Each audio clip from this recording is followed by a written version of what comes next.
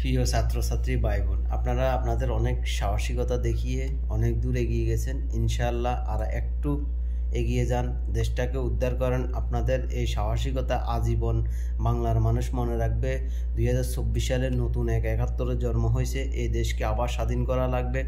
কারণ আপনাদের জন্ম হয়েছে এই আওয়ামী লীগ আমলে। আপনারা আওয়ামী লীগের বই পড়ছেন, আপনারা রাজাকারের বিরুদ্ধে বই পড়ছেন, আপনারা বঙ্গবন্ধুর বই পড়ছেন, অথচ এই সরকারের দমন নিপীড়নে সশস্ত্র হামলায় এত মানুষ নিহত হয়েছে, এত আমার প্রিয় ছাত্রছাত্রী ভাই বোন আহত হয়েছে, অনেক স্টুডেন্ট তাদের একমাত্র ছেলে সন্তান হারা হয়েছে।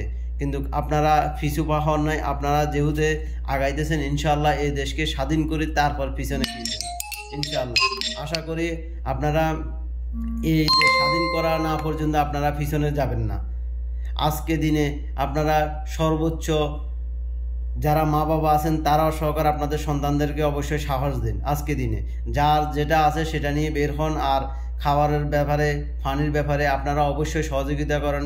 আবাসিক এলাকার মানুষজন অবশ্যই কোনো দুর্ঘটনা ঘটলে আপনাদের বাড়ির গেটগুলো অবশ্যই খুলে দিবেন। দেশের মানুষকে রক্ষা করেন, এই ছাত্র ভাইদেরগুলো রক্ষা করেন। আমাদের দেশের সম্পদ এরা আগামীর ভবিষ্যৎ, এরা আগামীর বাংলাদেশ গড়ার জন্যই রক্ত দিয়েছে, রক্ত আরও দিবে প্রয়োজনে। তারপরেও এই দেশকে আবার নতুন করে জাগিয়ে তুলতে হবে। এই দেশের যত ধরনের বিশৃঙ্খলাকারী আছে, এই দেশের যত ধরনের সন্ত্রাসী আছে, সব সন্ত্রাসীদেরকে আমরা প্রতিহত করতে হবে ইনশাআল্লাহ।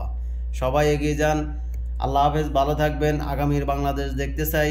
সূর্য যখন অস্ত যাবে তখন নতুন বাংলাদেশ চাই ইনশাআল্লাহ। নতুন সূর্য কালকে সকালে উঠবে, সবাই এই আশা ব্যক্ত করি। আল্লাহ হাফেজ, আসসালামু আলাইকুম।